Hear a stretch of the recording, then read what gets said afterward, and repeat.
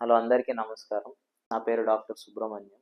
Chittoor government హాస్పిటల్‌లో చిన్నపిల్లల వైద్య నిపుణుడిగా పనిచేస్తున్నాను. సార్, మా పిల్లోడికి జలుబు, దగ్గు, జ్వరం ఉన్నది. ఏం తినట్లేదు. ఏమేమి తినిపించొచ్చు అని చాలామంది పేరెంట్స్ అడుగుతూ ఉంటారు.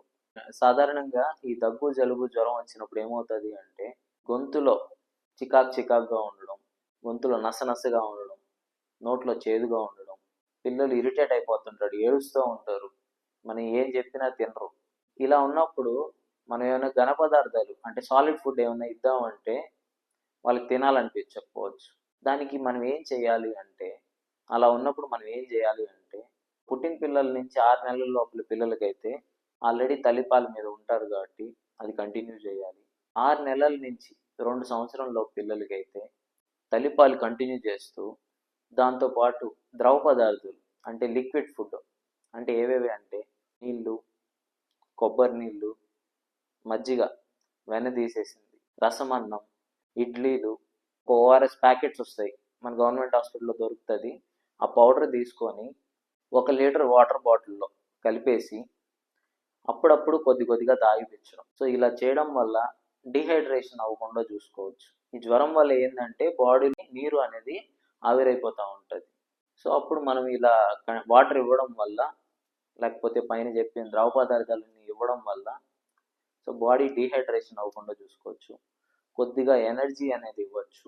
ఉప్మా, నీళ్ళుగా ఉండే ఉప్మా, కొద్దిగా నూనె తక్కువ వేసుకొని. సో ఇలా ఉన్నప్పుడు నూనె పదార్థాలు అనేది ఇవ్వకూడదు. నూనెతో చేసింది ఏమి ఇచ్చినా కానీ వాంతులు అయ్యేదానికి ఛాన్సెస్ ఎక్కువగా ఉంటాయి. కొందరు బిర్యానీలు తినిపిస్తూ ఉంటారు. బిర్యానీలు తినిపించకండి, అరగదు. సో జ్వరం ఉన్న వాళ్ళకి దగ్గు, జలుబు అలా ఉన్నప్పుడు కారం ఏదన్నా ఎక్కువ కారము నూనె తగిలితే మొత్తం ఇక్కడ రెడ్గా అయిపోయి పూసి ఉంటుంది. అలా అన్నప్పుడు ఇవేమైనా కారము, ఆయిల్ అది ఏమైనా తగిలినప్పుడు వాంతులు అయిపోతాయి.